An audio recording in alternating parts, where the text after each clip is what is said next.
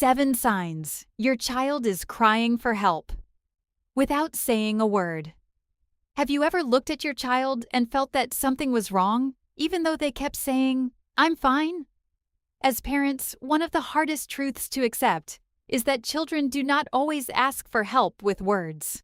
Sometimes their pain hides behind silence, anger, stubbornness, poor grades, or even unusual laughter. A child may not have the emotional vocabulary to explain fear, anxiety, bullying, loneliness, or confusion. So instead, their behavior becomes the message. The heartbreaking part is that many parents miss these signs because they look like normal bad behavior on the surface. But what if your child's sudden mood swings are really a silent scream? What if their withdrawal, constant irritation, or unusual clinginess is their way of begging to be noticed? In today's video, we are going deep into 7 powerful signs your child may be crying for help without saying a single word. If you notice even one of these signs, it could be your opportunity to step in before a small emotional wound becomes a deep, lifelong scar. Stay with me to the end, because sign number 7 is one of the most ignored warning signs by loving parents. The first sign is sudden withdrawal from family and friends. If your child used to be playful, talkative, and excited to spend time with family, but now prefers staying alone in their room, avoiding conversations, or isolating from friends, this could be an emotional red flag.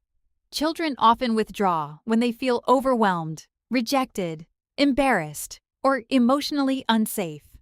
For example, imagine a boy who usually comes home from school excited to tell his mother about football practice. But suddenly, he starts giving one-word answers and goes straight to his room every day. The issue may not be teenage attitude. He may be dealing with bullying, academic pressure, or rejection from friends. The second sign is unusual anger or aggression. Many children express sadness through anger because anger feels stronger and safer than vulnerability. Instead of saying, "I feel hurt," they may shout, slam doors, fight with siblings, or become easily irritated. For example, a little girl who suddenly starts screaming whenever her younger brother touches her toys may not simply be misbehaving. She may be struggling with jealousy, feeling ignored since a new baby arrived, or dealing with stress from school. Anger is often pain-wearing armor. The third sign is a sudden drop in school performance.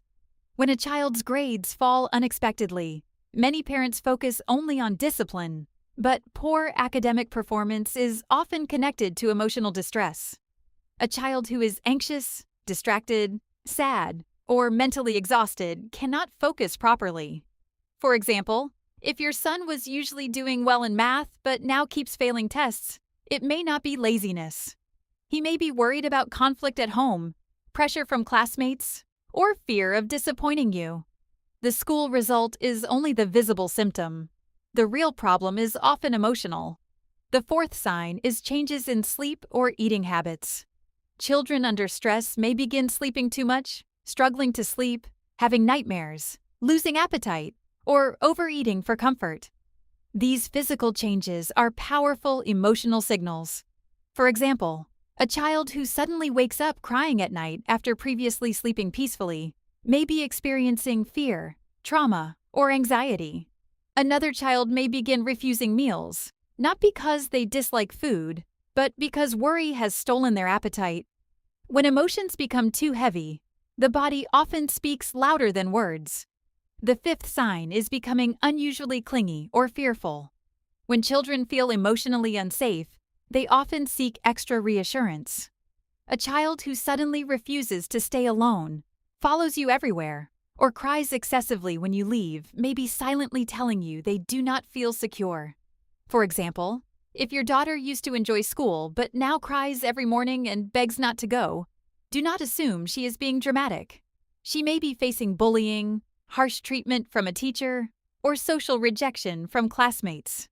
That clinginess may actually be fear disguised as dependence. The sixth sign is loss of interest in things they once loved. One of the clearest silent cries for help is when a child no longer enjoys their favorite activities. A child who loved drawing, football, dancing, or storytelling, but suddenly stops, maybe emotionally burdened. For example, imagine a child who once rushed to play outside every evening, but now sits quietly staring at nothing. This may point to sadness, stress, low self-esteem, or even early depression. When joy disappears, parents must pay attention. The seventh sign is over-perfectionism or constant people-pleasing, and this is one of the most ignored signs. Sometimes a child cries for help not by acting out, but by trying too hard to be the perfect child. They may become obsessed with getting everything right, terrified of mistakes, or constantly seeking approval. For example, a child who cries over getting one question wrong on a test may be carrying intense fear of rejection or believing love must be earned through performance. This often happens in homes where children feel praised only for achievement and not for effort, character, or emotional honesty. The danger is that this child may look well-behaved while silently drowning in pressure. So, what should parents do when they notice these signs? First, do not rush to correct the behavior before understanding the emotion behind it. Instead of saying, "Why are you acting like this?" try saying, "I've noticed you haven't been yourself lately, and I want you to know I'm here for you." Create safe moments for conversation, especially during calm activities like bedtime, car rides, or while sharing a meal. Listen more than you speak. Avoid judging, interrupting, or immediately offering punishment. Sometimes what a child needs most is not advice, but the comfort of feeling seen and heard. Also, watch your home environment. Children are deeply affected by parental conflict, criticism, neglect, unrealistic expectations, and even the emotional energy in the house. Sometimes the child's behavior is a mirror reflecting stress in the family. The most powerful gift you can give your child is emotional safety. The confidence that no matter what they feel, they can bring it to you without fear. Remember, children rarely say, "Mom, Dad, I am emotionally struggling." Instead, they show it in their behavior, routines, energy, and relationships. The question is, are we paying attention? If this video helped you see your child in a new light, then today is the perfect day to reconnect, ask deeper questions, and create a safe space for their heart. One loving conversation at the right time can change the direction of a child's life forever.